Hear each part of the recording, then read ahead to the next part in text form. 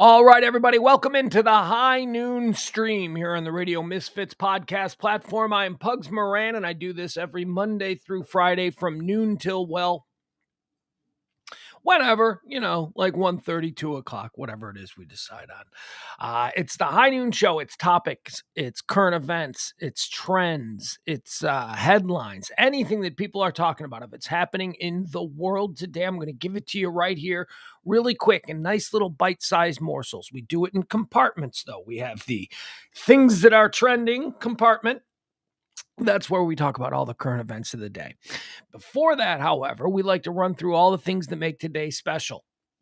Birthdays, people who died, a little reminiscing, history, all that kind of stuff.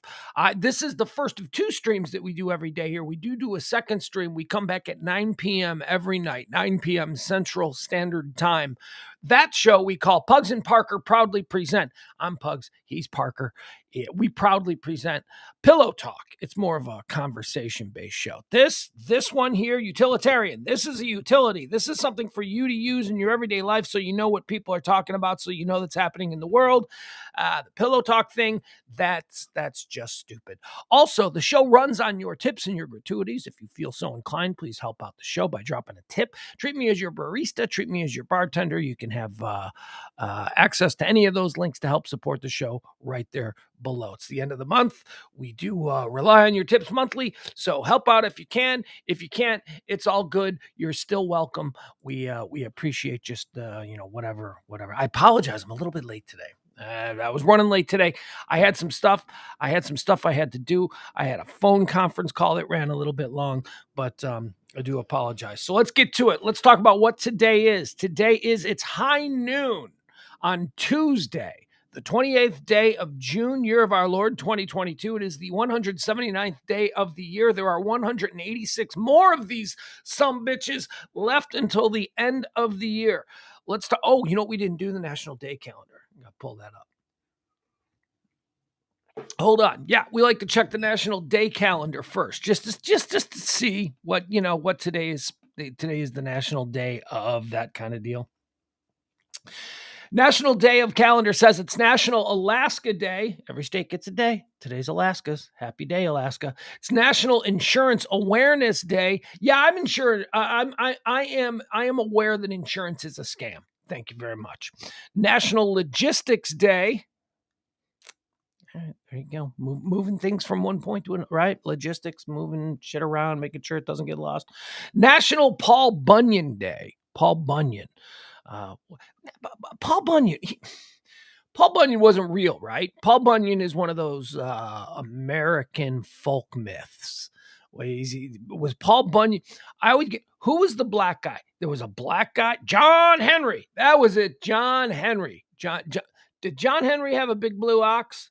I mean, I know Paul Bunyan did. I know that Paul Bunyan had Babe the Big Blue Ox. What did John Henry? Wait a second. I'm getting my John Henry and Paul Bunyan stories confused. Who fought the steam engine? Was that was that Paul Bunyan, or was that what was John Henry's deal? He had a golden hammer, didn't he? Didn't he have like a Thor thing? I don't know. Whatever. I guess we'll get all that. Steel drive. Who? Bill, who was a steel driving man? Is that Paul Bunyan or is that John Henry? I make no distinction. Other than the fact that one has an ox and the other guy is black. That's it. I don't know what the difference was between, you know what? Now I've got something to do this afternoon. I'm going to sit around. I'm going to fall in a Paul Bunyan, John Henry Wikipedia hole. Anyway, there you have it. It's National Paul Bunyan Day. John Henry, Kenny says, was a railroad guy. Okay, there you go. And what was Paul Bunyan? He was just running around Minnesota with a giant blue ox. Did the blue ox die? Is that part of the? Do I remember the horse? The ox, the horse. I call it the horse. Did I remember the ox dying in that story? Is that like something sad that happened? I don't know. Okay, let's get into what today is. On this day in 1870, the United States Congress establishes the first federal holidays. 1870. Okay, so 1870, the United States Congress at the time gets together and goes, hey, we should have some days off around here. And they go, yeah, you know what? That's actually not a bad day. We should maybe make them so that they fall on weekends so that we can get like long. And they went, yeah, from whatever it is that they do in those bodies. And they came up with the first couple of do you have any guesses? Do you guys in the chat room any guesses on what the first national holidays were? I'll give you. There's 4 of them. They named 4 of these as the first national holidays. Are you ready? Here we go. New Year's Day. Starting off the year with a day off. Why not? Can't think of a better way to start off any year. Followed by July 4th. Obviously, July 4th, it's the United States Congress. They're going to establish the first national holidays. You would think it would be our Independence Day. Thanksgiving and Christmas. Those are the 4 holidays that were established on this day in 1870 as the very first federal holidays in the United States of America. New Year's Day, July 4th, Thanksgiving, and Christmas. No Easter. What's that about? I guess maybe because Easter's a Sunday. That's probably it. Do you think that was the thinking? Where they're like, well, we don't need to take, Easter off. Easter's on a Sunday. I don't know. I was just wondering where Easter went. Seems like that's another big one. 1895, the United States Court of Private Land Claims rules that James Revis's claims to the barony of Arizona is wholly fictitious and fraudulent. I don't know who James Revis was, but he was a dude who back in 1895 decided to roll the dice. He took a look around. He went, you know what? Nothing around here is settled. This is a new country. Nobody knows what the hell's going on. Here I am out in this place we're calling Arizona. Nobody knows nothing about it. Nobody wants it. You know what? I'm just gonna claim a barony here. I'm just gonna claim that this is mine and I'm the king of Arizona, and we'll see what happens. And it was on this day in 1895 that the United States Court of Land Claims and Rules said that his claim was wholly fictitious and fraudulent. You got to give it a shot, James. He rolled the dice. He just wanted to see let's see what happens. I'm going to claim this. Let's see what happens. Maybe they'll give it to me. Maybe they'll just be like, you know what? Fine, whatever. We don't need that place. On this day in 1919, the Treaty of Versailles is signed. Oh boy! All right, now let's get serious. This is real history. This is actual real history. Today, on this day, the Treaty of Versailles. It's the thing that ended the war, right? World War I. The Allies and Germany. We brought Germany to their knees. Wasn't that what the treaty was? Isn't it Treaty of Versailles in the way that it was so one-sided and so punitive towards the German people? Isn't that the reason that they had the rise of the Nazis? Isn't that pretty much what the popular belief is? Anyway, moving on. 1926. On this day in 1926, Mercedes-Benz car company is formed by Gottlieb Daimler. He didn't get a lot of the name credit on the cars because it's like Mercedes-Benz, but this Gottlieb Daimler guy, his family name lives today, Daimler Chrysler. That's what the company that owns Mercedes-Benz is Daimler Chrysler. So his name lives on. On this day, Mercedes-Benz is formed by Gottlieb Daimler and Carl Benz, merging their 2 companies into the Mercedes-Benz company. All right. So Benz is the dude's name, like Carl Benz. It doesn't get more German than Carl Benz. Look at the chat room. Chat room is very low today. Where's my people? Is it summer? I've been noticing this the last week or so, like summer. It's like things are dropping off. We're out of the norm. We need to get back. No, we don't. We need to just enjoy the summer. I'm fine. I can survive some low chat room numbers here in the summer months. That's fine by me. I'm gonna be taking some days off too. So it's not like it's just on you guys.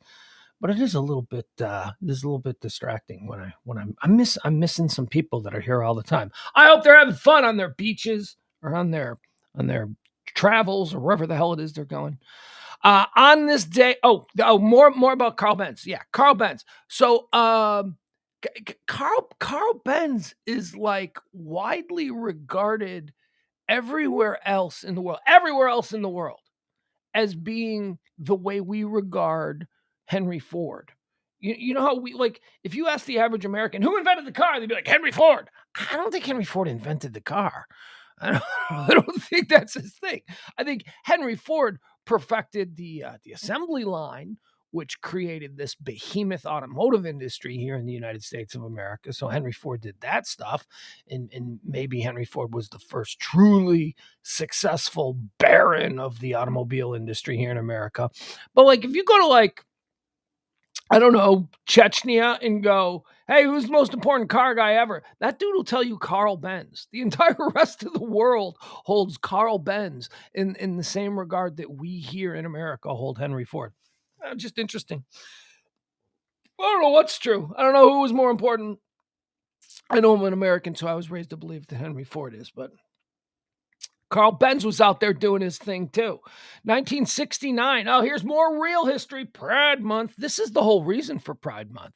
The whole reason that Pride Month exists in June is because of the Stonewall riots. And on this day in 1969, the Stonewall riots begin in New York City, marking the start of the gay rights movement. I don't know much about the Stonewall riots, so I'm going to give you what I know. The Stonewall was a bar in New York that was a gay bar. And it started getting harassed by police who were just busting the place up because it was a bunch of gay dudes. Then the gay dudes one night fought back, and it spilled out into the streets, and it became like a whole thing. And now we have the Stonewall riots. There you go. I think that's pretty good. I think there's probably a whole lot more nuance in there that I missed, and there's a whole lot more that could go into telling the story that happened after the Stonewall riot. But, that's basically it. And it was on this day in 1969 that the Stonewall riots began, known or considered ground zero for the gay rights movement. On this day in 1997, Holyfield Tyson 2. Evander Holyfield and Mike Tyson faced off for the second time. And this is the one where Mike Tyson bit his ear. Do you remember that? Do you remember Mike Tyson biting his ear? He did it twice. It was so weird. I remember I was watching this. I was, Tom Beller, you here? Tom Beller in the chat room? No, he's not. He's only in Tom Beller's a school teacher, and he listens during his lunch break. And he's not in school anymore, so he's probably doing other things, not listening here. But I remember I was in Tom Beller's basement. He was having a party. Remember we used to have like Tyson watching parties? Whenever Mike Tyson would fight on a Saturday night, we'd have these big parties. And everybody would come over, just an excuse to have a party, and somebody get it on the pay-per-view. Boy, we used to do that anyway. This particular party was Tom Beller's. Tom was having the party in his basement, and we were over there, and we were having fun. And I remember standing in front of his big screen TV. He sold electronics back then before he was a school teacher, so he had a big screen TV. We're watching this on the big screen TV, and I'm standing in front of it. And I saw him, I don't know that I noticed the bite. I don't know that I noticed Mike Tyson's initial bite. But if you remember what stood out was Holyfield's reaction. Holyfield jumped back. They were embraced. They were in a clinch somewhere like in the center of the ring, as I recall. And Holyfield just suddenly jumps back and grabs his ear. And he's screaming about his ear to the referee, and Mike is looking like, I ain't done nothing. Totally, this was like the height of crazy freaking Mike Tyson. And then they resumed, and then he did it again. And the second time, it was like, holy crap, he just took a huge chunk out of his ear. Think about that. Is crazy. This is a professional boxer. This is one of the most highly regarded heavyweight champions in the history of the sport. And he has an absolute mental breakdown in the ring. And, he's talked about it over there. He knew he didn't have it that night. He knew that he wasn't going to win that night. And he needed some way to get out of that fight. So he thought, hey, if I bite his ear off, he might not be able to continue. Not considering for 1 second what any of the, implications against him in his victory due to Holyfield not being able to continue might say, or how that might be overturned, or how, there are cameras that saw him bite the dude's ear. And it's just, it was a crazy night. I'll never forget that night. I just did one of the most vivid moments in the history of me watching combat sports. And I've been watching a lot of combat sports my whole life. 2001 on this day, Slobodan Milosevic. Remember Slobodan? Slobodan was the guy, he was president of Serbia. But Serbia was a country that just popped up in the middle of another country that already existed called Yugoslavia. So it was on this day, Slobodan Milosevic, he is extradited to the ICTY in The Hague to stand trial. I don't know whatever happened to Slobodan Milosevic. I imagine he's dead. He's dead. I'm sure he's dead. But like, did he get convicted? Did he die in like the Hague? What was going on there? I don't know. Well, we'll figure it out. Or we won't. We'll just move on. On this day in 2004, during the Iraq War, sovereign power is handed to the interim government of Iraq by the Coalition Provisional Authority, ending the United States-led rule of the nation. So on this day, we gave Iraq back to the Iraqi people, the little puppet government that we built. We put them in charge, and as we all know, everything was beautiful. The Midwest now has Disneylands and Hard Rock cafes. People go there for vacations. It is just a fantastic place. Let's do some birthdays. Celebrating some birthdays. We got any good birthdays? Yeah, we do. We got some good birthdays today. Born on this day in 1926. A guy that I have a very complicated relationship with, and I'm going to tell you why. Mel Brooks. Mel Brooks is celebrating his birthday today. 70, 80, 92... plus 4, 96 years old. Mel Brooks is 96 years old. American actor, director, producer, and screenwriter. So here's my here's why I say I have a complicated relationship with Mel Brooks. I do not find Mel Brooks movies to be. I find them to be funny. I think Mel Brooks is funny. I find his movies funny.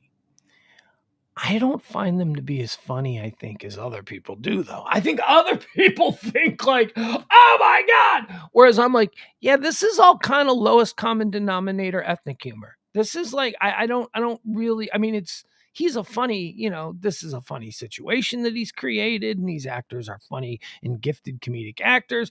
But this is not high comedy. This does not like make me like think, wow, the boundaries that can be stretched through comedy and through philosophical thought and the use of humor is just amazing. That's not anything Mel Brooks ever really did for me. So I don't know. It's like, I don't really love Mel Brooks movies. Now, I say I have a complicated relationship with Mel Brooks because, having said all that about his movies, I love Mel Brooks. I love Mel Brooks, the guy. Have you ever seen an interview with this guy? Oh my God, he's 96 years old. I recently just saw an interview with him a few months back.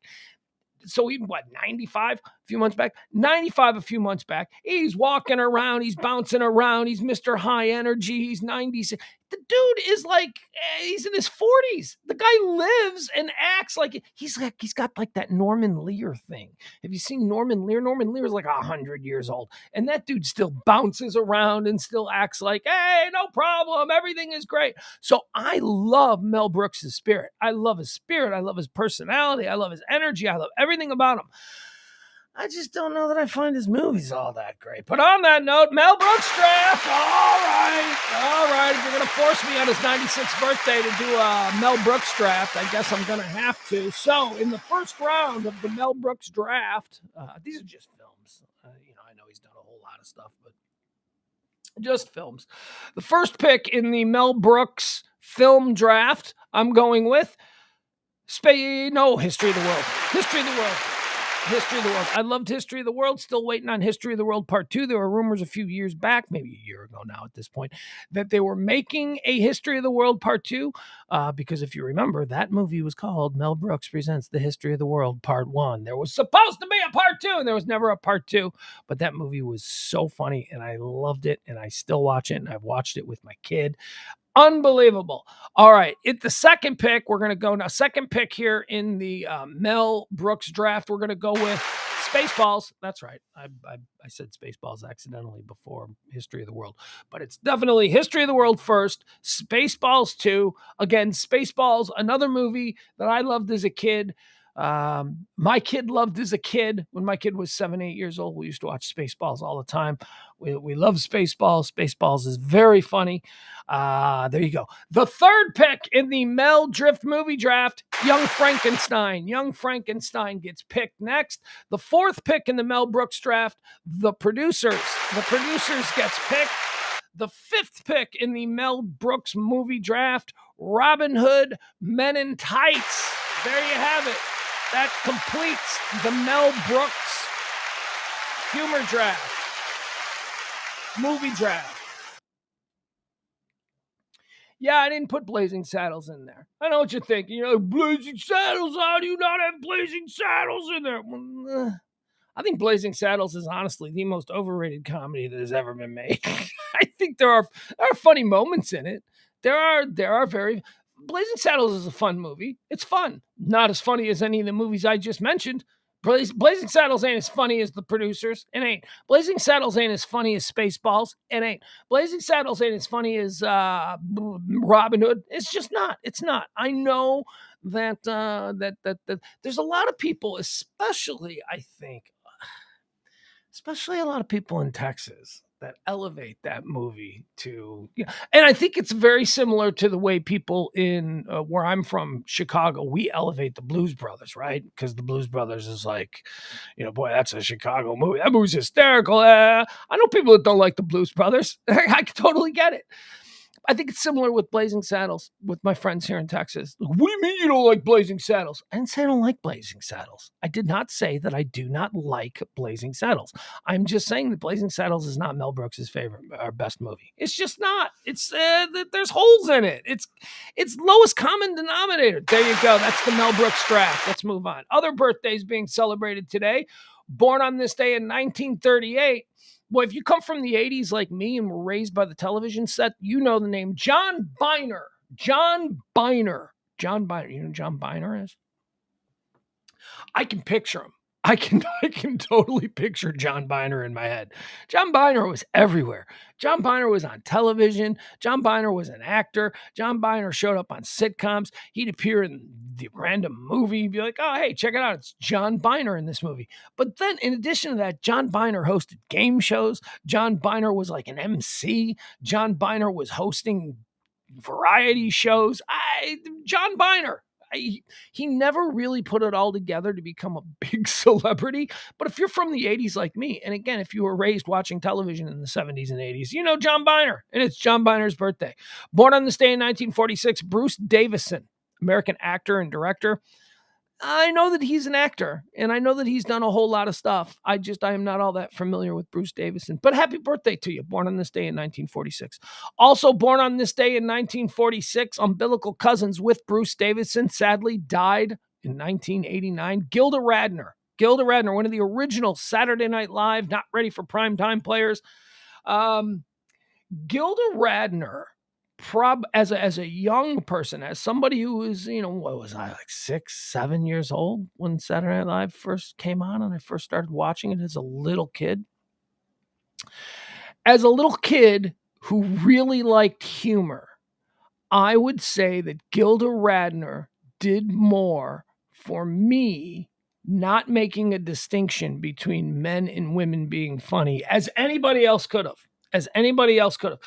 Gilda Radner was 6, 7 years old. I didn't know women ain't funny. I didn't know all that stuff. All I knew is I was 6 or 7 years old, and this woman on Saturday Night Live was hysterical. She was hysterical. Still, I guess we say this because she died in 1989. And I guess those of us who are old enough to truly remember Gilda Radner on Saturday Night Live, we hold a certain type of sentiment for those kinds of memories, things we remember and things that we lived through that maybe younger generations didn't. So we hold those a little bit more in high priority. I don't know though. I think Gilda Radner is the funniest female. Kristen Wiig was pretty funny. Kristen, oh boy, that's a hard one. No, Kristen Wiig was really funny. Kristen Wiig and Gilda Radner, I think, are the two funniest females in the history of Saturday Night Live. So Gilda Radner, happy birthday today. Born on this day in 1948. This woman is, boy, she's one of the most accomplished actresses in Hollywood. She does like 50 movies a year. She has created her own type. This is a type. There are probably 20 other actresses working in Hollywood who are only working because they are a Kathy Bates type. Kathy Bates celebrating a birthday today. Kathy Bates, born on this day in 1948. Kathy Bates type. Oh, you know what I'm thinking for this character? This character is a Kathy Bates type. Oh, well, you know what? I don't think we can get Kathy. She's pretty booked up for the year. All right, how about Margot Martindale? Yeah, okay, we'll get Margot Martin. There are Kathy Bates types. Kathy Bates, I mean, Kathy Bates is older now, but Kathy Bates, when she started acting in her 30s, and she was a Kathy Bates type back then. What is a Kathy Bates type? A talented actress who could handle heavy plot lifting, who is not sexy. I think that's it. Because in Hollywood, it's like every girl that you can cast is sexy. And Kathy Bates just isn't sexy. I mean, I am sure to someone who loves her, she is very sexy. But my point is that Kathy Bates doesn't come on screen and you're like, oh, okay, here's the love interest. So she's like an entire type. She's like the uneffable actress that you need in movies to glue shit together. Happy birthday to you, Kathy Bates. Born on this day in 1948. Born on this day in 1960. Well, a guy who's had a bad couple of weeks. John Elway. John Elway, American football player and manager. John Elway celebrating a birthday today, just a couple of weeks after the team that he is the president of, that he works for, that owns a very tiny percentage of, the Denver Broncos, sold for what, $4 or $5 billion, something like that. Told the story when this went down last week. John Elway, when he retired for the Denver Broncos, was offered an opportunity to purchase 25% of the Denver Broncos, a quarter of an NFL franchise. Upon his retirement, he was offered an opportunity to purchase a quarter of the Denver Broncos, and all he had to pay for that quarter of the Denver Broncos was like $5 million. So they said, hey, look, man, you're retiring. We want to keep you in the Broncos family. How would you like a nice giant piece of the ownership? And I'll tell you what, the piece of ownership that we're offering you, I mean, it's probably worth hundreds and hundreds of millions of dollars. We're going to sell it to you for $5 million. Do you want it? Or, John, we can just make you president and you'll make $3 million a year. He took the $3 million. He took the cash in hand. He said, yeah, I don't want any ownership of this NFL team, even though so what would that, so a quarter, so let's say it sold for $4 billion. And I don't have the numbers in front of me, but let's say the Denver Broncos sold for $4 million and John Elway would have owned 25% of that $4 billion, right? That means that last week John Elway would have made $1 billion and all he would have had to have paid back in 1999 to acquire in 2022 that $1 billion, he would have had to have paid $5 million, which he totally had. He was John Elway, but he didn't. He took the $3 million, and now he works for a new ownership group, and he's still the president, and he still makes a salary, but he's not a billionaire. All right, so there you go. But happy birthday to you, John Elway. That was not a smart business deal, but hey, hindsight being what it is, I can kind of feel you.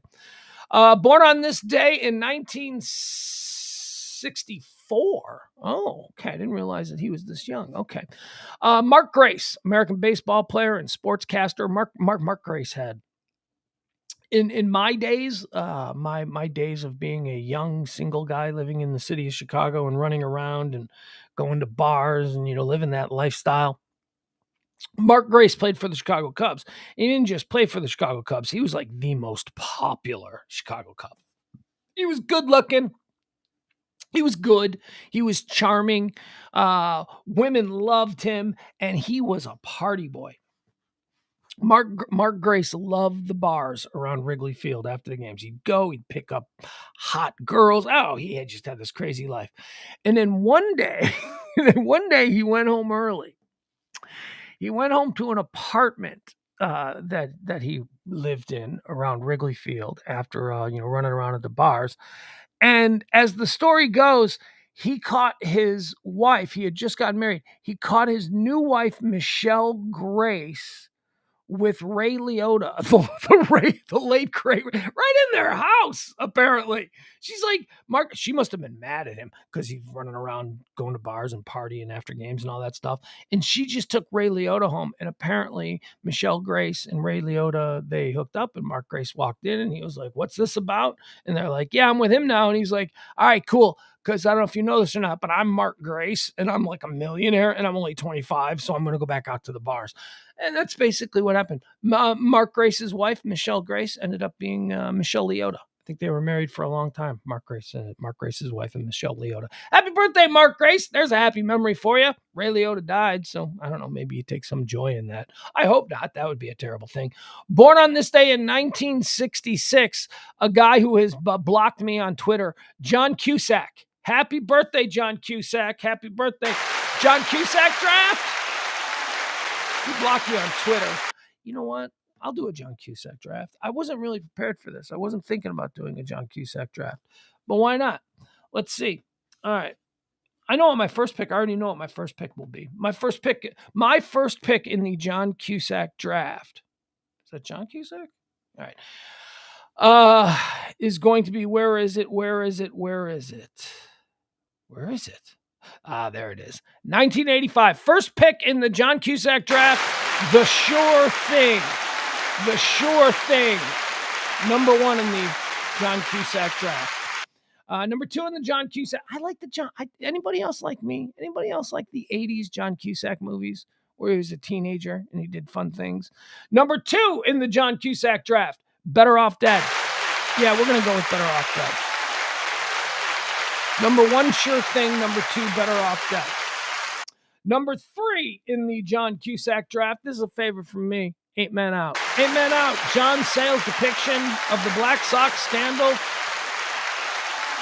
He played iconic Chicago White Sox, Buck Weaver. There you go. Number 4 on my John Cusack draft. I think we're going to go with, do we go with Say Anything? Well, why not? Why not? Say anything. Say anything. And number 5. Let me look at number 5. Let me see if he's done anything good. If he's done anything within the last couple. Oh, okay. All right. Number 5, Con Air. Yeah, you got to give it to Con Air. I love Con Air. Oh, but also Pushing Tin. Oh, Pushing Tin's going to get an invite to camp. High Fidelity is going to get an invite. Being John Malkovich is going to get an invite to camp. All right, what else? Anything else? No.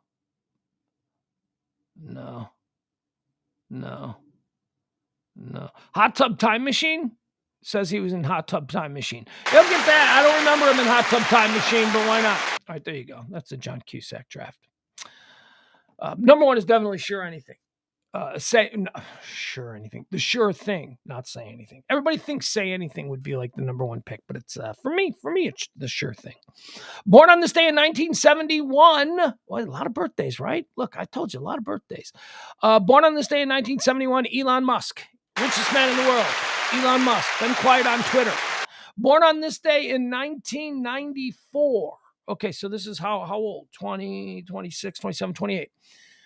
Oh, wow. Okay, so born on this day in 1994, celebrating his 28th birthday today. Think about you at 28. Think about you and what you did on your 28th birthday. You may not remember specifically, but you probably got a pretty good idea of what you were getting into, right? Like, what were you like at 28 years old? What would your 28th birthday have been like? I'm 28, you guys. Oh, let's go out. Shots. Woo. You're crazy. 28. You're 28. 2 years away from 30. You're still feeling good about yourself. It's your 28th birthday. This person is celebrating a 28th birthday. How would you like to celebrate your 28th birthday as? Are you ready? Hussein, the Crown Prince of Jordan. That's gonna be a 28th birthday party. Let me tell you something. Hussein, the Crown Prince of Jordan, is going to throw down tonight. And by the way, this is one of the good places in the Middle East where if you had to be, living in the Middle East, Jordan is one of the good places. They're like super westernized. They're like the Queen Noor. Queen Noor was born in Arizona. She was born and raised in Arizona. They're very friendly with us. They're not like, it's why we never go to war with Jordan, right? Jordan's totally cool with the United States. They're hooked in with us with our, I don't know, oil money laundering scams or whatever the hell it is that we're doing over there. What the people who like us over there like us, and Jordan is one. Hussein, Crown Prince of Jordan, celebrating a 28th birthday today. My God, what I wouldn't give to be Hussein, the Crown Prince of Jordan, celebrating a 28th birthday tonight. Deaths. People did die on this day. That's right. There are a couple of sad ones. Dead on this day in 1975, Rod Serling, of Twilight Zone. Not just Twilight Zone, but Rod Serling was prolific, man. You ever watch any old Twilight Zones and go, man, this is so well written. This is just so. Maybe you don't. Maybe you have to be a fan of writing, and maybe you're struck by something else. Maybe you're struck by the acting. Maybe you're struck by the lighting. I don't know. But I'm always struck by the dialogue and the writing and the way the story goes and the way the narrative sort of manipulates the entire vibe. And Twilight Zone did that as well as anything ever had. Rod Serling was a genius. He was a prolific dude. He wrote every episode of the Twilight Zone. He wrote all kinds of other things. I mean, he wasn't just Twilight Zone. He did all kinds of stuff. Died very early. Died on this day in 1975 as a relatively young man. How old was he? So he would have been,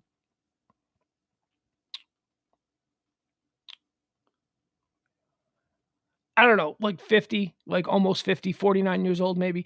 Dead on this day in 2009, Billy Mays. Billy Mays for what? Remember Billy Mays? Billy Mays was one of those late night television guys. When Billy Mays died, then we got Vince from ShamWow.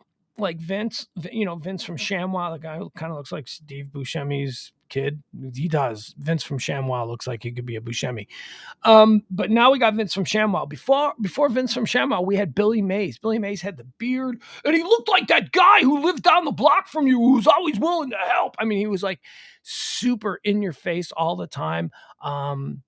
Cocaine, totally coked up. Like every time I saw Billy Mays on TV, I'm like, that dude is coked up out of his mind. And he died of I think we went over this a couple weeks ago, right? Billy Mays died of a cocaine overdose on an airplane. I think, oh God, we got to do this again. I know we just did this a couple of weeks ago, the death of Billy Mays, but it's his birthday. And he was sort of a pop culture icon for a period of time. So let's find out how he died again. I don't remember. Some of you in the chat room might remember exactly how he died. Billy Mays died aged 50. He was found unresponsive by his wife in Tampa, Florida. He was pronounced dead at 7:45 a.m., appearing to have died sometime overnight. The Associated Press reported that there were no indications that the house had been burglarized and that police did not suspect foul play. Initially, there was incorrect speculation that he had died of a head injury after being struck on the head by luggage after an airline landing mishap. Yeah, that's what I thought. After an internal autopsy, Mays suffered from hypertensive heart disease, and that heart disease was likely the cause of his death. According to a toxicology report released, the heart disease was the primary cause of death, and cocaine was listed as a contributing cause of death. Yeah, anytime you saw him on TV, you were like, that dude uses a lot of cocaine. Look at his eyes. Look at the sweat pouring off him. Look at the energy. Look at the unbridled confidence. Billy Mays. Died on this day in 2009. Also died on this day in 2016. Say a prayer. Say a prayer to him up there in heaven. Coach. Buddy Ryan. That's right. Buddy Ryan, one of the greatest defensive minds in the history of the NFL. Buddy Ryan died on this day in 2016. Creator of legendary defenses throughout the 1970s and 1980s, but probably most well known for being the architect of the 46 defense of the 85 Bears, widely considered to be the greatest defense in the history, the greatest single season defense for sure in the history of the NFL. Buddy was beloved by his players. Buddy was despised by Mike Ditka, who was his head coach. Buddy was the defensive coordinator. That was a weird team. That was probably the last time in the NFL that you'll ever see a team where there are legitimately two coaches and the team follows one half the team follows one coach and the other half the team follows the other coach. That was the story of the 85 Bears. You had Ditka, who basically ran the offense, and Buddy Ryan, who ran the defense. There you have it. Buddy Ryan died on this day in 2016. The great Buddy Ryan. Oh, he was a mean old cuss too. Back before the they'd cancel Buddy Ryan. If Buddy Ryan was still around today, he'd be canceled. Buddy Ryan wasn't built for these times. Heck no. Hold on, let me see if we can move on here. Okay. Hold on, folks. Give me a second here. Having a bit of an issue with my computer. Ugh. Trying to get into today's trending topics. And I'm having a bit of a computer issue. I apologize.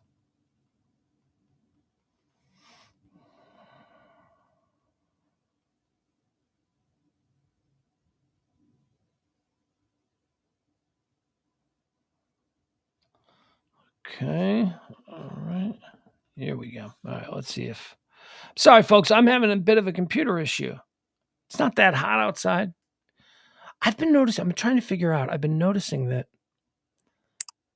when the temperature is like over 100 degrees, the internet doesn't work as well. I don't know how that works. I don't know how that is. Maybe I don't know. Maybe that's just a weird thing that isn't a real thing, but I'm just putting it together.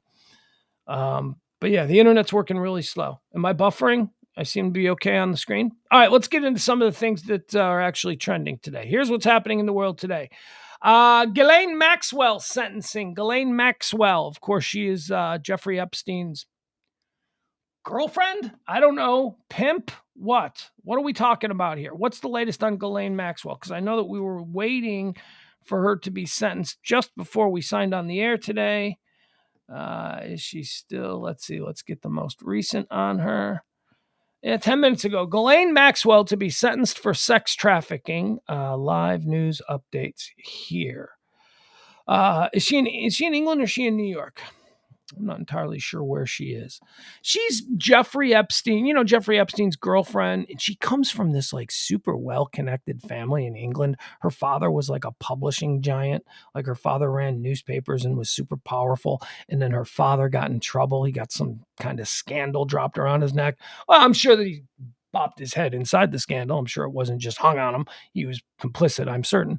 And he did some really terrible things. And then her name was tarnished as a young woman. And she had to like reintroduce herself to society. She hooked up with Epstein and he gave her some manner of credibility back in the upper echelons of society. But she had to perform these duties for him, or so she claims. And some of those duties were to acquire the young girl. Oh, it's just all so gross. Okay. Mrs. Maxwell, who was convicted of conspiring with Jeffrey Epstein to recruit, groom, and abuse underage girls, could spend much of the rest of her life in prison. Well, we can all hope so, right? This evil bitch of a woman. Oh, God. Cassidy Hutchinson is trending. Someone named Cassidy Hutchinson. Cassidy Hutchinson, an aide to former White House Chief of Staff Mark Meadows, is expected to testify today. Well, she's testifying right now, as a matter of fact. I can't see the TV, but she was getting ready to testify as we signed on. This is part of the January 6th House committee hearings. Now, this is interesting in what she's going to say. And as soon as we sign off the show here, I'm going to go and I'm going to try and get all briefed up on everything that happened here. The January 6th committee was not supposed to meet today. They were supposed to be, okay. They're doing something very interesting. They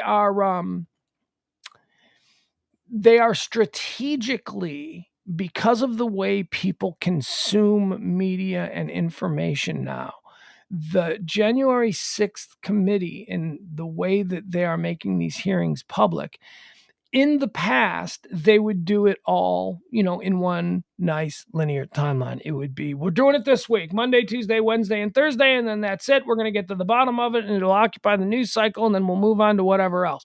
They're not doing that this time. They are spacing it out. They're spacing it out because in their calculus, they've determined that people do not sit and watch things the way we used to. So that's why we're seeing all of this, like they'll do one hearing on a Tuesday, and then 10 days later, there'll be another hearing. And then there'll be another hearing the day after that, and another hearing the day after that. And then there won't be another one for like 5 days. This is all being done strategically by the people in charge of rolling this out to the American people. They've determined that we consume information different, and information has more of a likelihood to stick and to resonate with people if it's sort of dialed out differently, so that the web, the socials, so that all of the other ways that people encounter news have time to create the mechanism to start putting it out there everywhere. It's like when you see a video, you might see a video and people are like, oh my God, this is the coolest video. And you saw it like a day before. Right. You're like, oh, I saw that a day before. Okay. Because you're the one that saw it a day before. You're in that group. Different people are now, we're seeing information at different times in different ways. So they're sort of rolling this out. And there wasn't supposed to be a hearing today. Today, they were all supposed to, they were going back. This week was, it's 4th of July week. It's Congress. You got to take the whole week ahead. And then I'm sure they'll take all of next week off too. But, it was 4th of July.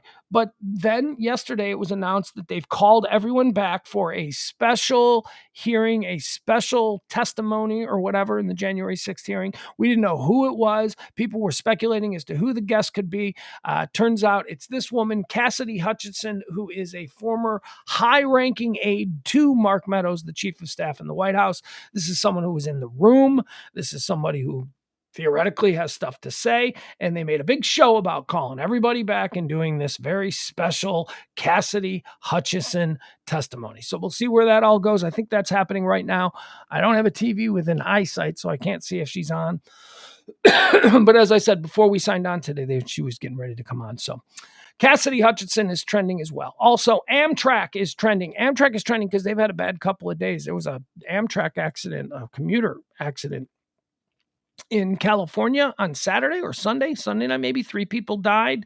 Bad day for Amtrak. And then yesterday afternoon, there was a derailment of a Los Angeles to Chicago scenic train. One of these trains that people like, oh, I'd love to take a train across America. Well, one of these trains across America was ripping through Missouri and hit a dump truck at a crossing and derailed. 3 more people are dead. So there you have it. That happened just between Kansas City and St. Louis yesterday on a train, an Amtrak train that was bound from Los Angeles, California to Chicago. 3 people have died in that. I'm not sure. I'm not sure if the 3 people, all right. So well, let me click on it. Why not? If I'm not sure, instead of hawing, why not just click on it?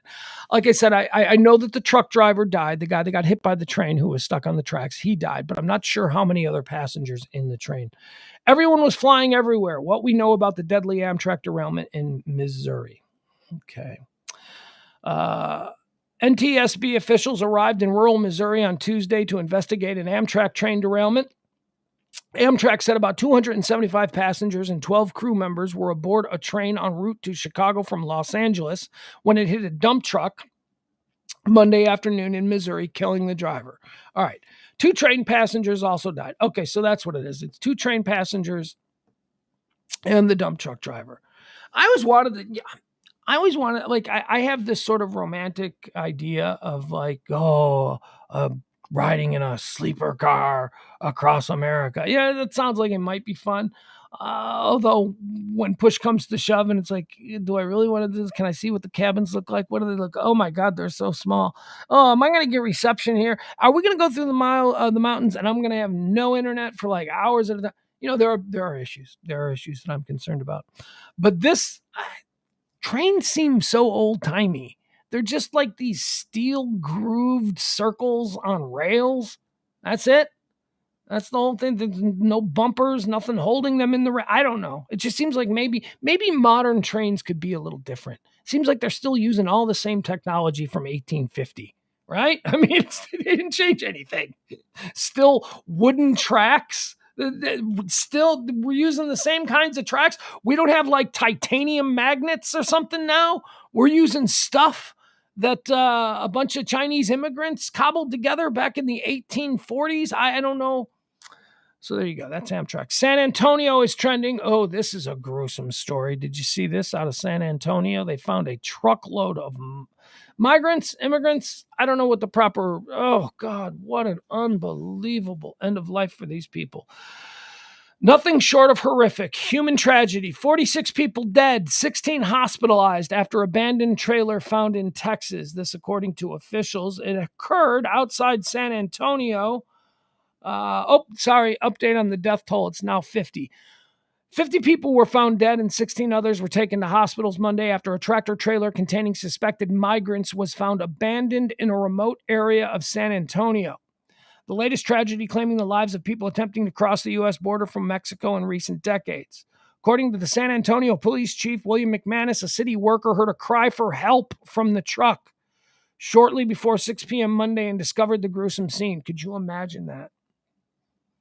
You see this semi box and you hear like somebody inside crying for help, and you open up the back of it and it's just, first of all, the smell that you were greeted with. Oh, there's 50 dead people in there. There's 50 dead people and then a whole bunch. Oh my God. What a horror scene. What a tragic, tragic horror scene. Young people too. They're saying a bunch of young people were in there. All right, so there you go. That's why San Antonio is trending. I don't need to go into any more details there. That's a bummer. Plan B. Plan B is trending. Why is Plan B trending? Plan B is that drug. It's the abortion drug, and it's in high demand now, folks. Woo! You better get out there and you better get your Plan B. I'll tell you, if on Thursday, this is why a time machine would be handy. On Thursday night, I'd have gone out and I'd have bought. I'd have gone to my richest friend. I said, give me $100,000. Let's buy all the Plan B that there is. All the plan, because something's going to happen tomorrow with the Supreme Court. I'm telling you, I know it's Thursday night. It's late. Supreme Court's going to make a decision tomorrow. We need right now to go to all the stores and buy all the Plan B. Plan B. CVS, Walmart, and Rite Aid have now passed a rule. They are limiting the amount of purchases that any single person can get of Plan B pills after a massive surge in demand for the product. So, because they're abortion pills. Everybody's stocking up on the old abortion pills now. So there you have it. If you had bought all those abortion pills on Thursday, you'd be rich today. Howard Stern is trending. Howard Stern is trending today. He's trending because, let's delve into this a little bit, shall we? He has some thoughts on the Supreme Court decision. Howard Stern on Roe versus Wade. I'm actually going to probably have to run for president now. Okay. All right. So I read that headline and I went, oh.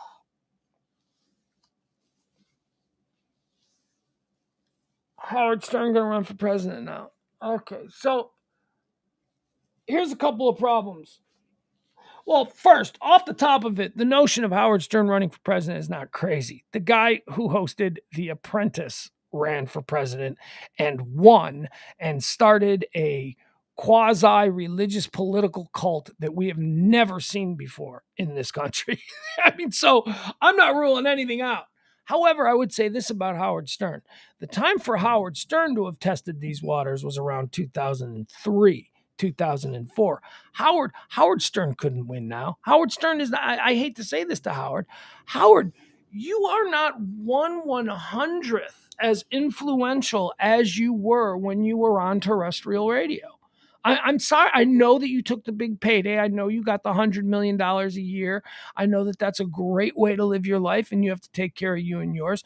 But when you jump to the subscription service, you basically signed away everything to them. They own you. They control you. When you were on terrestrial radio, when you were on for free, you had millions and millions of people, acolytes really, who were listening to you every single day, would have done whatever you wanted. You don't have that anymore. So this whole thing where you're pretending, it's kind of sad. Don't say that, Howard. You know you can't. You know you're not the Howard Stern that could probably 20 years ago have run for president and made a dent because you had swag, you had power. You don't have that anymore. Howard Stern is ripping the Supreme Court's decision striking down Roe versus Wade, saying the ruling might spur him to launch a White House bid. Just what we need more serious people in politics. I'm actually going to probably have to run for president now, the SiriusXM host told Howard Stern show listeners on Monday. And nobody heard it because almost nobody listens to him anymore. The show marked Stern's first public comments about Friday's Supreme Court decision, which overturned the 73 landmark ruling that had provided a constitutional right to abortion. Stern, who's long railed against the United States Electoral College system, said of conservative Supreme Court Justice Amy Coney Barrett, Brett Kavanaugh, and Neil Gorsuch. All right, hold on. That's a very strangely written sentence. Stern, who has long rallied against the United States Electoral College system, said of conservative Supreme Court Justices Coney Barrett, Brett Kavanaugh, and Neil Gorsuch, these appointed judges by former President Trump were appointed by a president who lost the popular vote by 3 million votes. This is where we get into trouble. If he were to run for office, if Stern were to run for office, the 68-year-old radio pro said, I'm going to do the very simple thing that'll set the country straight. One vote, one person, no more electoral college. I'm getting rid of it. You know, it's funny. It's funny because he says that. I'm getting rid of the electoral college. Now, remember, the premise is that he's been elected president. So Howard Stern is saying that when he's elected president, he's going to get rid of the Electoral College. And then this is the cute part. This is all you wonks out there, all you people who think you know politics out there. All you people are like, well, he can't do that. That just shows how little he knows about the president. Fuck you. He's the president. He can do whatever he wants. We learned that the last 4 years. He can get rid of the Electoral College through an executive order. He'll just sign an executive order after he gets into office, banishing the Electoral College. And you know what? Then what are you going to do? Well, that'll be overturned by courts. Fine. He'll slow roll the courts with lawyers for years and years and years. And in the meantime, he's the president, and that's going to stand. Seriously, there are no rules, people. Everybody thinks there's some sort of hanging mist of decorum and some adherence to the rules and the way they're written down. No, there isn't. That doesn't exist anymore. What there is, okay, I have the power in the moment. I'm going to do this. You're going to tell me I can't do this. And I'm going to say, but I have the power in the moment. Stop me. And you're going to clutch your pearls and you're going to go, oh, but the balance of justice and the legal system. And fine, let's go through all of that. We know what a slow plotting process that is. If I want to, as the sitting president of the United States, you're going to try and overturn one of my decisions and you're going to need me to participate in this? Well, I'm the president of the United States. Guess what? I'm going to spend 4 years slow rolling you, canceling appointments, rescheduling hearings, I will do all that. And you know what? Then I'll be done and then I'll be gone and then I'll give a shit. See, that's how it's done now. We've realized that the person who has the power, if he has complicit people around him, can do essentially anything that he wants. And all we can do is clutch our pearls and go, that's not how it's supposed to be done. Doesn't matter how it's supposed to be done. It's about what gets done. And we've seen that. That is the world we live in now. There are no rules. There are no facts. There are alternative facts. Rules change. People, get out of here. Hold on, I'm sorry. I got a dog. What are you doing? Get out of here. You weirdo. Go. He's about to knock the camera. Yeah. Go ahead. Lay on your bed. She's got a bed here in the middle of the studio that she likes to lay on, but I don't know. All right, I apologize. Howard Stern says, I'm going to get rid of the Electoral College. And people laugh. Yeah, don't laugh. Don't laugh. I'll tell you, the next guy who runs for president, if at his inauguration, he goes, hey, by the way, this is all done now and I'm king, people are going to be like, he can't do that. We don't have a monarch. And then watch what he does. Watch what the next 9 months of him going around acting like, well, he is the president. He wants to be treated like a king. We can't do anything. There is no adherence to the rules anymore. There's just not. It doesn't exist. We write things on paper and we go, these are the rules. And then people go, yeah, I'm not paying attention to those rules. I'm in power right now. I'm not paying attention to any of those rules. Screw it. my entire life, you receive a summons from the United States government. You show up.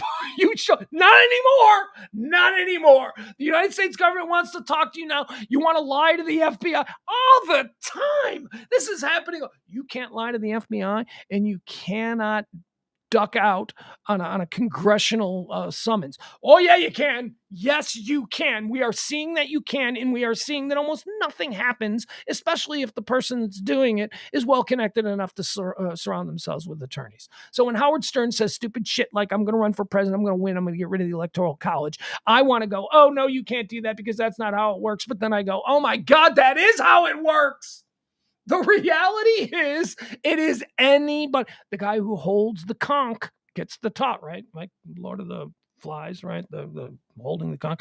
Whoever's got that's in charge. And I'm telling you, we're a paper democracy. We are all just a flimsy little piece of paper that says, no, this is how we do it. It's not how we do it anymore. Bye-bye. Moving forward. Oh, God. Got to go from Howard Stern to Hillary. Hillary is trending. Hillary's trending because I'm telling you, folks. Oh, she's running again. Oh, she's going to run again. Oh, the Dems are going to trot Hillary out. They're going to trot Hillary out. They're going to trot Hillary out, and she's probably going to win the popular vote again. She's probably not going to win the Electoral College again. All right, let's see why is Hillary Clinton. Well, because, obviously she's been reignited as a voice because of the Supreme Court ruling, and she's a woman, so gotta get her out in front of the microphones and cameras. The whispers of Hillary Clinton 2024 have started. Oh, you better believe it. In the immediate aftermath of the Supreme Court's monumental decision to overtake Roe v. Wade, conservative writer John Ellis took to the internet to make a provocative case. It was time for Hillary Clinton to make another political comeback. Now is her moment, he wrote. The Supreme Court's decision to overturn Roe versus Wade creates the opening for Hillary Clinton to get out of stealth mode, and start down the path towards declaring her candidacy for the 2024 Democratic presidential nomination. The argument is centered on the idea that, one, President Joe Biden, who will be 82 shortly after the 2024 election, is simply too old to run again. Ellis is far from the only person making that case. And two, the Democratic bench is not terribly strong. He's also not the only person saying that we could be seeing a Clinton reemergence. CNN's Chris Cillizza also believes as well. Another person writing in the Hill newspaper, Democratic pundit Juan Williams makes the case that Clinton should become a major figure on the campaign trail this year.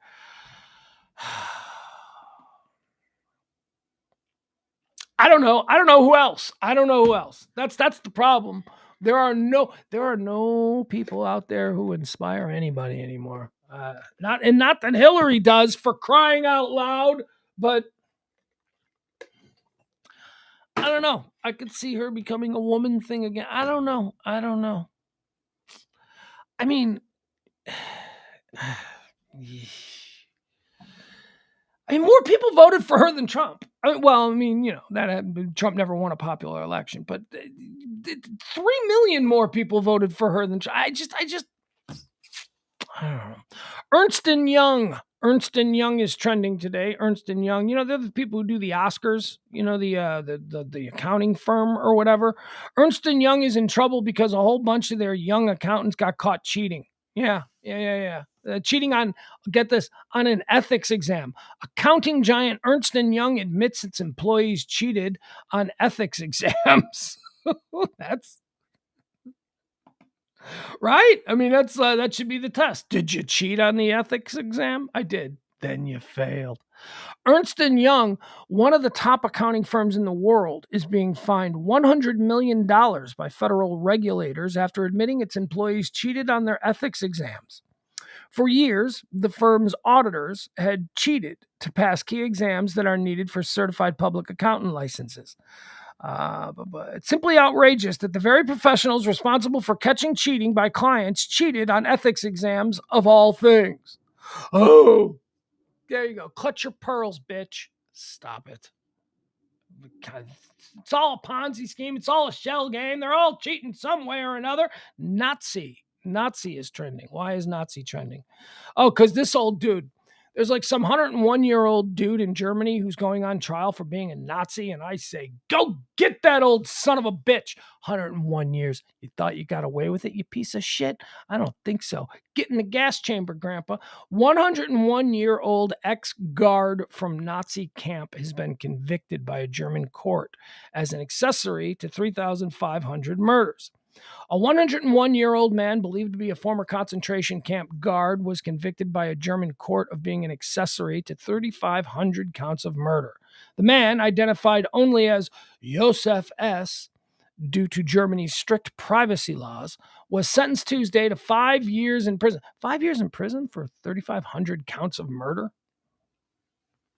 I mean, he's 101. He's probably not going to get out, right? I mean, all right, well, there you go.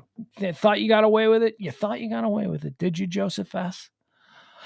Frankie the Goose is trending. Frankie the Guy, here's a fun one. All right, I'll show you this. Frankie the Goose is trending because, well, I don't even know for sure. I don't even know why I'm showing you this. Well, because it's trending, that's why. So Frankie's a goose who lives on a porch, and he's a pet of this house. And the mom who lives in the house, she was breastfeeding a baby, and she looked out her window and she saw that a bald eagle had swooped in and gone after Frankie the goose, who was hanging out on the porch. So then we got all this stuff happens. All right, here you go. Can we see it? Why won't this thing? Oh, it's one of these TikTok bullshit. So look at that. Can you see it? And out there she goes. She's breastfeeding. And there's Frankie the goose. Here it comes again. All right, here comes the eagle. Grabs Frankie. Frankie, dragging Frankie away. The eagle's about to have a nice meal. Here comes breastfeeding mom. She scares there you go. All right, that's why. So if you see Frankie the goose, that's why Frankie the goose is trending today. Also, what else do we have here? What else is happening? Trending. I am having some very bizarre issues. Ken and Barbie are trending. Here, it's another one I got to show you. Ken and Barbie are trending because, they're making this Ken and Barbie movie. Oh, God. Who cares, right? I mean, they're making a movie about Barbie. But now I understand when you take things from people's childhoods and you turn them into cartoons or whatever, live action films. But aren't those characters almost always don't they already have a personality? Like, aren't they from cartoons or what? I don't remember any sort of Barbie personality. What is Barbie like? Barbie is just 100% what she looks like. She's a banging blonde with hot clothes, a cool car, and a badass beach house. And she's got a dude she hangs out with who may or may not be straight. That's Ken. Ken and Barbie is being turned into a movie. Margot Robbie and Ryan Gosling are playing Ken and Barbie, and all the pictures are out, and the internet is going crazy over Ken and Barbie, as portrayed by Ryan Gosling and Margot Robbie. So let's take a look at Ken and Barbie, shall we? Let's see. Look at him. No thanks. Look at him. I think goes without saying, Margot Robbie is tremendous casting for Barbie. Although I would think that Barbie's a little bit taller, but who knows? So there you have it. There's Ryan Gosling as Ken and Margot Robbie as Barbie, and they're out there filming the Ken and Barbie movie, and really good chance I will never see it. Unless it turns out to be crazy good. Like, unless it's like, oh, no, I know what you think a Ken and Barbie was going to be, but this is actually really funny. They did some really interesting, edgy things with the characters, and this is, but I don't know if they're going to do that, because I think this might be a kid's movie, so it might just be awful. What else is trending today? Bell versus Peterson is trending. Oh, I know what this is. I'm sorry. Got to click on this. A boxing match. We got another one of these celebrity boxing matches. Le'Veon Bell, former Steeler, former Jet, was he a Brown? I don't know. He was a chief. Le'Veon Bell is taking on former Viking, former Redskin, I think. Adrian Peterson, they're going to box. Le'Veon Bell and Adrian Peterson are going to box. Let's see what this is about. I don't know if this is going to be some TV thing, some kind of, I don't know if it's an undercard of some ridiculous YouTuber fight. I'm not sure. Let's see. Former Kansas City Chiefs running back Le'Veon Bell is making headlines again, but this time it's because he's matching up against another former NFL player in a different sport. Bell is set to face former NFL running back and future Hall of Famer Adrian Peterson in a heavyweight boxing exhibition July 30th at Crypto.com Arena in Los Angeles.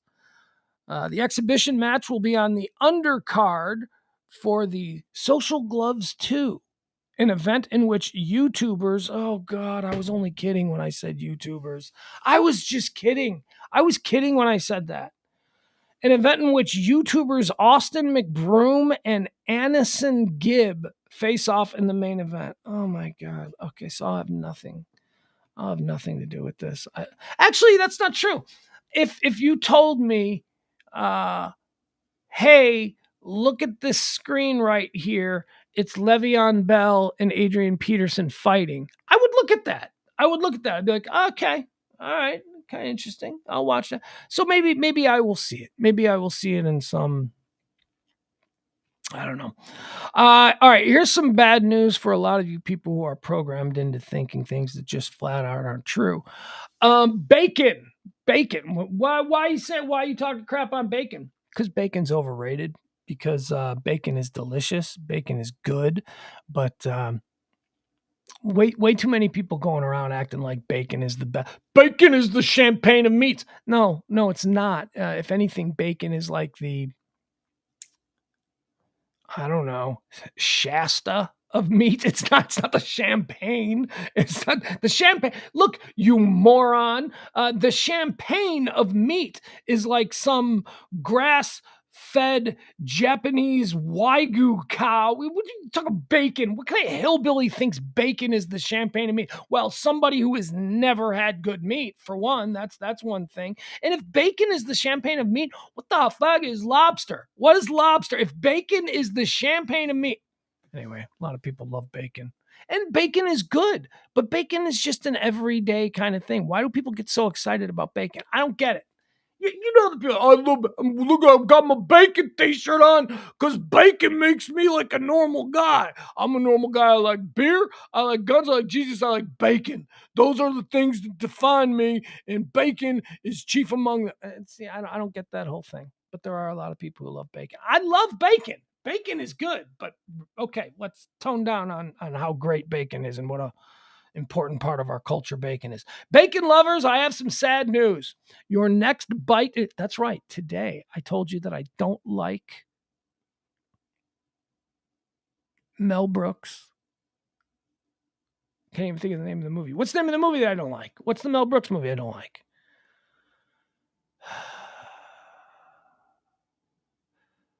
The guy punches a horse. What's the Blazing Saddles? All right, so I've told you that I don't like Blazing Saddles, which I'm sure many of you now have a different opinion of me than you did before we signed on today.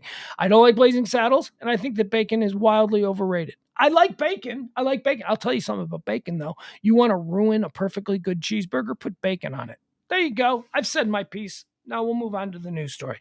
Bacon is trending because there is a shortage of bacon. Bacon lovers, I have some sad news. The next bite into the delicious meat may contain something more than just greasy meat. Over 185,000 pounds of ready-to-eat bacon products have been recalled throughout the nation, including in Iowa, Illinois, Minnesota, due to extraneous materials. The U.S. Department of Agriculture posted an update to a recall regarding products created at Smithfield Packaged Meats in Sioux Center, Iowa. Additional products were identified that may contain extraneous materials. You can find all the details regarding the recall below. What do you mean extraneous material? What are you finding in the bacon? The ready-to-eat bacon was produced. Ready-to-eat bacon? What is that? Oh, like if you want to eat it raw. I don't know. The ready-to-eat bacon was produced between February 21st, 2022 and February 23rd, 2022, and also between March 3rd, 2022 and March 5th, 2022. Products that are part of the recall include 5-pound packages containing Golden Crisp Patrick Coude pre-cooked bacon topping. All right. Those sound like bacon crisps.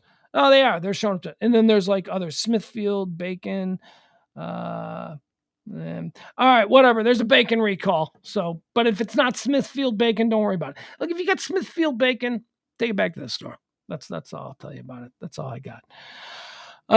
Speaking of that's all I got for today. That's pretty much all we were able to pull out of the trends, or at least the stuff that I felt that I was capable of talking about. So let's jump in right now and let's see if there's anything new that's trending. Ketchup is trending. See why ketchup is trending. Okay. Don't know why ketchup is trending. Oh, this girl, Cassie McCutcheons or whatever her name is, who's testifying in front of the January 6th committee. She says there was ketchup dripping off the wall. Hutchinson testifies Trump literally threw his lunch against the wall after Bill Barr told the AP there was no evidence of election fraud sufficient to overturn the election. Okay, so that's why ketchup is trending. Ketchup is trending because Cassie McCutcheons, I believe that's her name, she described, she was in the room, man. She was in the room. She is testifying in front of Congress how Trump behaved during the January 6th riots. So this is interesting. I can't wait to go and see it. I can't wait to go and watch and see what kind of story she's got to tell, because she's got stories.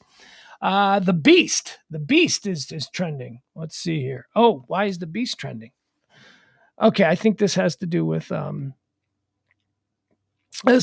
Cassidy Hutchinson as well. Okay, so she's saying some stuff that's getting some traction, at least on the socials. Breaking: Cassidy Hutchinson. The president said something to the effect of, "I'm the effing president. Take me up to the Capitol now." Hutchinson says she was told Trump tried to grab the steering wheel of the Beast. That's the limousine. He then reached towards the throat of a United States Secret Service agent. Ooh, she's telling stories. Boy, oh boy, I'm looking at the chat room. I can see that there's nobody in the chat room. What are y'all watching? Cassidy Hutchinson stories? Bill says nobody in their right mind would take bacon over a well-smoked brisket. Perfectly smoked meat is an art form that takes years to perfect. You are damn right, Bill. Bill knows. Bill gets it. Bill understands.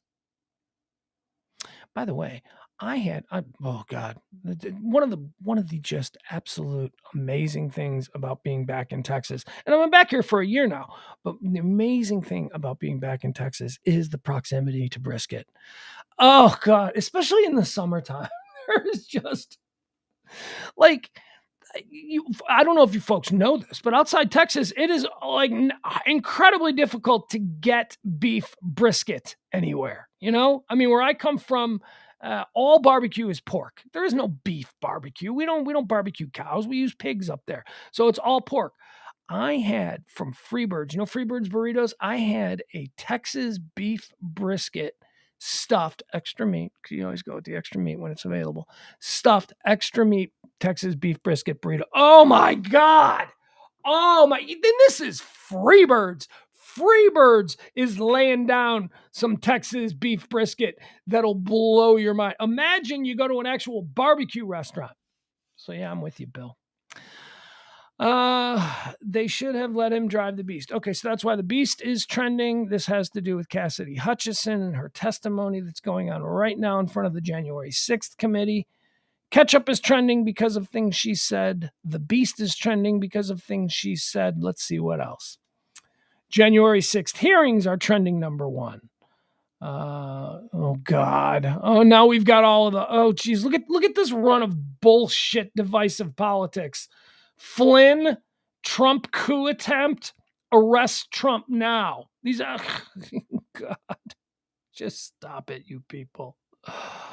Elmo is trending. Elmo trending because Elmo got his COVID vaccine. That's why Elmo is trending. Elmo is trending because Elmo got his prick.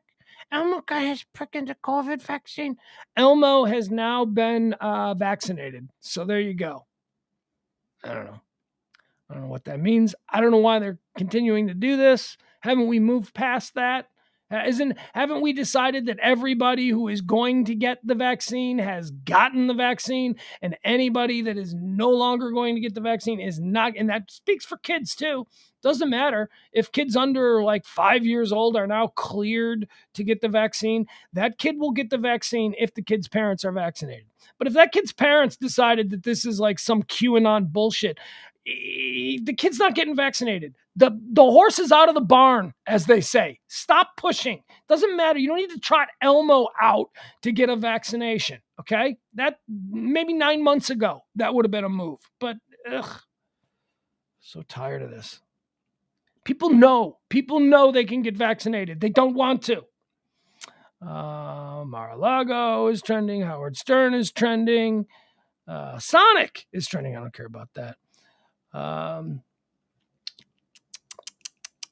Yep, the ACC is apparently the 2023. The ACC will adopt a 3-5-5 football scheduling model, and all 14 schools will compete in one division. Well, good for the ACC. Seditious Conspiracy is trending. Taco Tuesday is trending. Yep. All right, that's going to be about it. That's all I got for today's show. Adam says they literally just approved 1 to 5-year-olds going to get my 1-year-old vaccinated soon. There you go. And it had nothing to do with Elmo. He was going to get his kid vaccinated anyway. It's not like a 3-year-old is going to see Elmo and then get in the car and drive down and get vaccinated. A parent has to be engaged at some point. And it isn't about what that kid wants. It's about what that parent has already decided.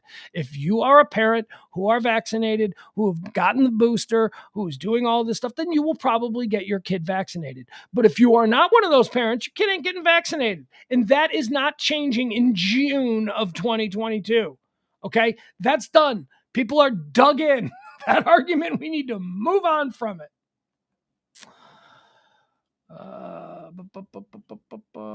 Let's see. Do we have anything else? Let me jump on. Let me see if there's anything else, because I feel like I don't want to do like a completely short show. But I have been noticing this, you guys, over the summer as sort of people pull back from their ruts, if you will, their day-to-day.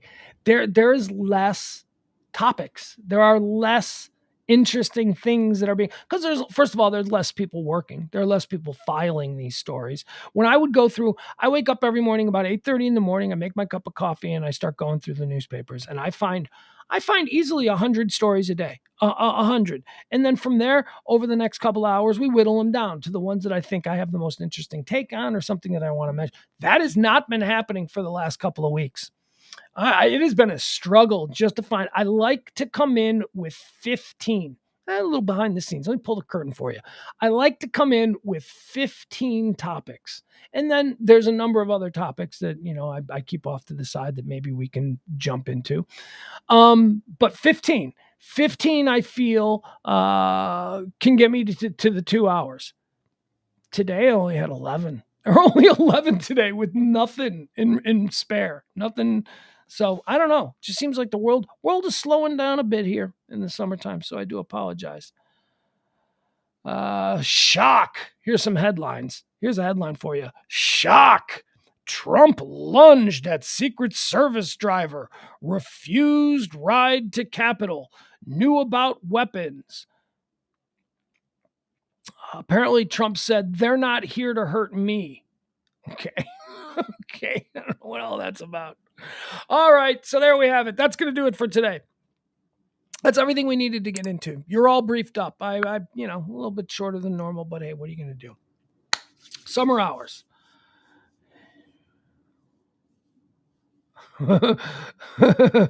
Oh, Byron. Let's see. Anybody else that I need to address in the chat room? Nope. Tip the show if you can. We're at the end of the month. This show runs on your kindnesses, your gratuities. Treat me like your barista. Treat me like your bartender. Drop a tip there. You can do the Cash App. You can do Venmo. You can do any number of ways. Appreciate it. If you can, can. If you can't, not a problem. Not a problem. We'll figure this out. I enjoy doing this too much, but your tips and gratuities certainly do make it a lot easier. All right, we'll be back tonight at 9 o'clock for Pugs and Parker proudly present Pillow Talk on the Radio Misfits podcast platform.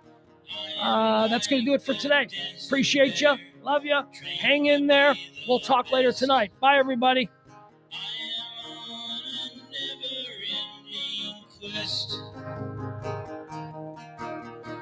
I can smile a little now. Things are going good. I always had to be on guard. That is understood. It has been a journey, a multi-answer test. I am on a never-ending quest. Tomorrow is another day. The best is yet to come. I have found a different way, so baffling to some. I have got an old guitar, that is all I need. I don't need no 401, I don't have the greed. Down the road I'll travel, far from the comfort nest. I am on a never-ending quest. Tomorrow is another day, the best is yet to come. I have found a different way, so baffling to some. I can smile a little now, things are going good. I always had to be on guard, that is understood. Down the road I'll travel, far from the comfort nest. I am on a never-ending quest. I am on a never-ending quest.